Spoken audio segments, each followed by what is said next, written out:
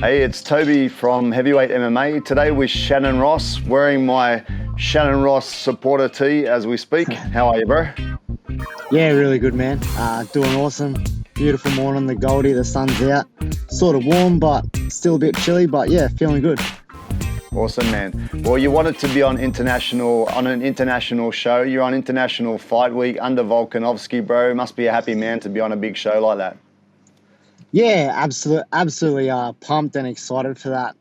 Obviously a big opportunity coming off 284 in Perth, and then the next fight is International Fight Week, which is a even bigger, massive stage, and all the eyes from around the world are on it. And yeah, this time get to go out there and perform and fight like I know I can. So that's it, man. What difference does it make to you, bro, when the last one, obviously home soil, it's kind of something you're used to fighting in the shows around Australia. This time you get to actually go and experience like a full show over in the States. Yeah, I guess the biggest thing is like less pressure from obviously the home fans and the home media and the 400 interviews people want on Fight Week and all that stuff. This time I sort of get to go to Vegas. I'm not a local, so I'm thinking maybe a little bit less pressure that side. And this time I get to worry about me and my Fight Week and making weight and going out there and performing instead of trying to get all these people last-minute tickets and last-minute interviews and all that stuff that comes with the territory of being a local boy. That's it. The only thing I'm thinking though, bro, there might still be a lot of media obligations, right? Just in the big show. There must be a heap of stuff they have lined up for you as soon as you get there. Yeah, there's definitely still some stuff. Obviously, Perth, being Australian, coming from the Contender Series, I think I had a lot of stuff to do that week. I probably had 4 to 5 interviews a day, which it's just part of the job now, right? You get to fight, you get to the part is training, part is the diet.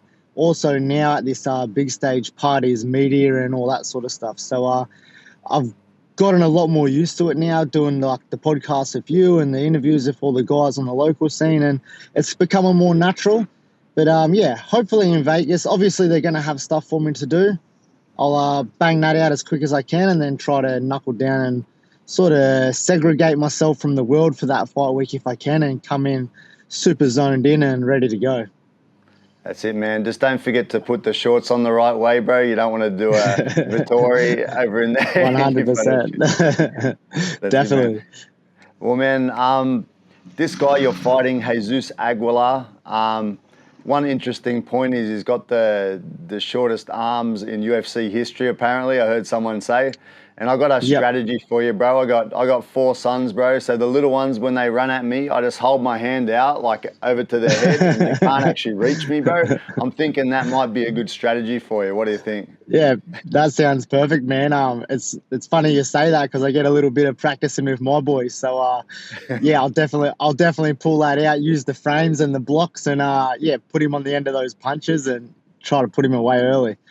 That's it, man. Looking at a couple of his fights, man, like he's a good all-rounder, you know. He's got good skills in the stand-up, but he likes the takedown, and obviously his strength, or one of his go-to, is the guillotine, man. Might be something to do with those little arms that he can really cinch it around the neck and get some good pressure. What do you think of him as an opponent, bro? Yeah, obviously watched a bit of tape, and obviously me and my team have done our due diligence and looked at him and sort of worked out a game plan for us. Yeah, obviously he's got 5 guillotines, so he likes that submission. I think it does come back down to those short arms and that short torso, so he can sort of apply that pressure. But I've seen a lot of guys give him that guillotine late in the fight where they're probably winning the rounds, and then they're sort of shooting in at round 5, and they haven't shot all fight, and then they give it to him. So yeah, I think I'm a lot more cerebral than that, a lot smarter. Obviously, we're going to do our best to stay away from those positions and use our main focuses, and yeah, fight my fight and do what I need to do to win. So yeah. Yeah, man, every fighter in the UFC is good anyway. Sometimes we forget that as viewers, you know, that even, you know, if you took the worst person in the UFC, they're still going to be guns, man, because you guys, just to get in, have to be pretty much like regional champions anyway, right? So, yeah, he's a dangerous guy. One thing I noticed though, like that reach makes a difference, right? You see him in his fights, he's always just missing people with his shots, especially his head kicks and stuff, because he's just that little bit short range of fighter. So I think for success against you, he really has to shoot, right? And he seems to throw the double leg a lot, right? I saw him do a nice single too, but he seems to chase the double a lot, yeah? Yeah, he does a lot of head outside singles, and I think he tries to transition to the double. I think again with those short arms, like you said, I think he has a lot of trouble finishing the double because he can't get those arms clasped around the legs, especially if you get a bit of distance between your own legs. So yeah, we've definitely worked some stuff there. Like you said, everyone in the UFC is good now, so all due respect to him. But yeah, I'm going to fight my fight. I'm going to go out there and you use my distance and my skills. And yeah, my last two fights, I've been the shorter, less rangy guy. This time I get to be the longer, taller, longer reach. And I think that's paid dividends in a lot of my fights where I've been the taller, longer guy. So I feel really confident. I feel really smart. I feel like I've got a great game plan to nullify this guy and yeah, pick up that first W in the UFC and on International Fight Week. So feeling really ready. Cool, man. Hey, both you guys are coming off a loss in your first UFC fight, right? This must add a bit of pressure to both of you, you know? It's like kind of a make or break fight in a way, you know? So I think both of you will be coming in really, really having that passion to try and win the fight, right? Yeah, there's obviously I've got that passion every fight to win. That's not something I ever try to leave out of the equation. But yeah, coming off a loss of my debut, it's definitely means a lot to get that first win and sort of solidify my position here and show the world why I am here. And yeah, get those minutes and those rounds in and prove to the world why I'm here and put on an exciting show for the fans. And yeah, sort of get that win and move forward from here into maybe into Sydney if we come out of the fight very healthy and fresh. And yeah, look to see what we can do on the back end of that. That's it, man. The interesting thing too is the Clayton Rodriguez, who you lost to in your fight in Perth, is fighting the opponent that also beat Aguilar, right, this weekend. I think it's this weekend he's fighting. So it's kind of interesting matchup as well. Yeah. Yeah, it's sort of it is interesting because even Vinicius Salvador, who I fought on Contender Series, he just fought the guy a couple months back that's fighting this weekend against old mate you just said. So yeah, it's like a little round robin, and it's weird, right? MMA maths, it never really works out. So it's hard to say who's going to win these fights, but you got to turn up and be the best you on the night and put your best foot forward. And yeah, we'll see. We'll get back to the drawing board as soon as these fights get done and see what we can get on the back end. And maybe if this guy beats Cleedson, I try to get that fight with him and try to get that win back. So that's it, man. And speaking of the little round robin, you fought Stephen Erceg before, and now he's in the mix as well. So there's a possibility of you guys butting heads again at some point. And I assume, being the fighter that you are, you probably wouldn't mind having a rematch to try and get that one back. Oh, of course, man. Like, nothing against Stephen. He's an awesome guy, and he's proven himself why he belongs to be here in the UFC. And obviously, he had an awesome showcase last weekend or the weekend before, short notice, and comes in and beats a top 10 guy.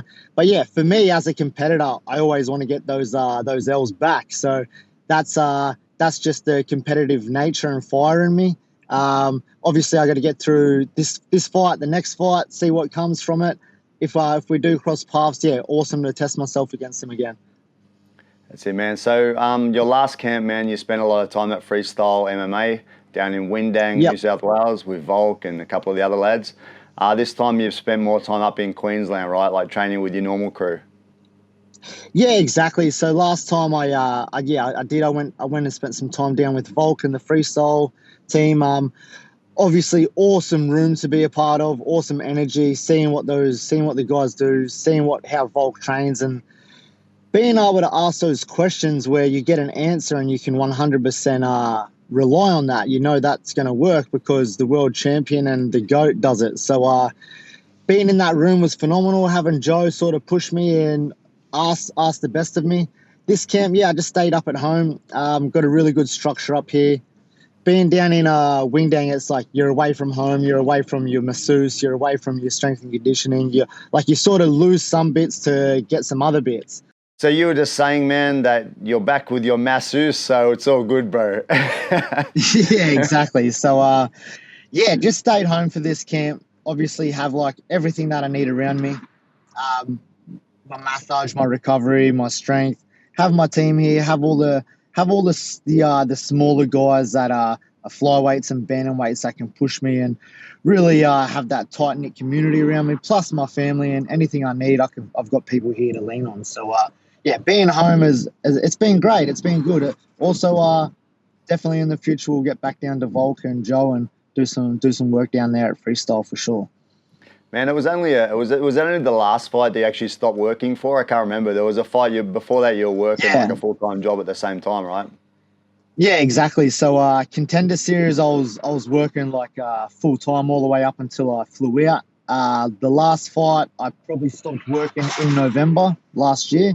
So, and then we fought in Feb. So that was the reason why I got away for like those 4 to 6 weeks. Just so the back end of 2022, I got out, I got away. I come home for Christmas. I got back down to Volk and got back down to Freestyle, did some more work, and then come home for like the last block of camp and finished it off. And then obviously just cruised across to Perth. Not a long flight, and did the fight week. Got a gist for that. See how it all operated and worked, and then obviously to the fight didn't really play out the way we had pictured. But fuck, what can you do? Fights are fights, and you eat a good shot like that in the body, you get winded, you get stopped for 10 seconds. 10 seconds after, you're good to go. So, try to take all the positives, try to take all the good stuff from that fight, from that camp, from the fight week, and use it on this one. So, feeling real confident in the space I'm in. My headspace is really, really good. Got a mad team. Love my family. I get to live my dream of fighting in the UFC and just solely worrying about this every day. Like all I have to do is worry about training now. So I feel really, really, really positive, and I love what I'm doing right now. So you're still not back to a full-time job? You're still doing full-time fighting? Yeah, full-time fighting, man. Just training. I still do some cash work, like mechanical cash work, and help some people out that appreciate my time and my skills. So I still do a bit here to here, but especially this close to sort of like 8 weeks out, I'm like everything's on pause for the other part of life, and we worry about the fight. So it's been real nice. It's good to be able to focus, but does that add to the stress, bro, that you don't have something to immediately fall back on and you're relying on that money from the UFC, which in itself, it looks all right, but when you add it up to the whole camp and you don't even fight that many times a year when you're in the UFC, so is that a bit of a pressure for you as well, bro? Like you said, the money's not great, right? But if you do your job and you do your obligations, and that UFC will look after you and they will pay you more and they'll pay you your worth. So obviously we just keep working towards that. At the moment, through my whole fight career, I've saved all my fight purses. I've always put them into a different bank account and sat them there. So I have a little bit of money to cover my next fight and cover my next camp. And so I'm in a pretty good space there. And I've had some great sponsors come on board and sort of help me financially and back me with like TikTok nutrition. All my meals are paid for, so that's like a big cost out of the equation. And then have other people that are helping me, and like Simon Ross from MindSpec, he's given me some cash to help get me through the camp and not have to worry about the mortgage and the groceries and all that sort of stuff. And I get to focus on me being a winner and fighting, and that's it's been a massive change. Yeah, that's good to hear, man. I mean, really, at that level, you've got to be able to focus 100%. It's good to know that you've been able to do that. Yeah. Cool. All right, bro. Thanks for your time. I don't want to keep you too long. I'm glad I've caught you before you get barraged with too many interviews. I've had a chat with Dan Hooker and Jalen Turner and now you, so I'm on my way to catching a few of the lads on that show. Really looking forward to see you perform, bro. Looking forward to you fighting the stumpy-armed Jesus Aguilar. Hope you can smash him. Thanks, brother. So good luck, bro, and best of luck for the rest of the year. Thanks heaps, Tobes, and love wearing your rashies, man. They're sick, and we'll catch up, have a chat straight after the fight, and get some more work in together. Cool. All right, bro. Thanks, mate. Thanks, mate. brother. Best of luck. Have a good day. Cheers. See you, bro. See you, bro.